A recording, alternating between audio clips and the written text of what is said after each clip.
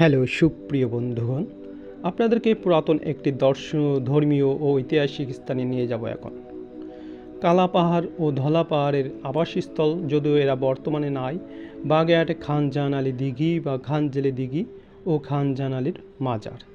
খুলনা বা রূপসা থেকে বাসে প্রায় 1 ঘন্টার পথ। আপনারা সবাই মিলে ঘুরে আসতে পারেন। আমরা চলে আসলাম হজরত খান জাহান আলীর মাজার।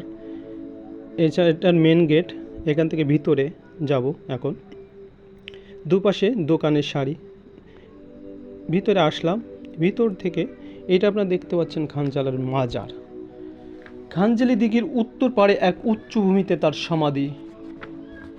সমাধির সৌধটি বর্গাকৃতি। এর আয়তন 42 ফুট বাই 42 ফুট এবং প্রাচীরের উচ্চতা 25 ফুট। এর ছাদে একটি গম্বুজ আছে। সমাধিসৌধের ভিতরে একটি প্রস্তর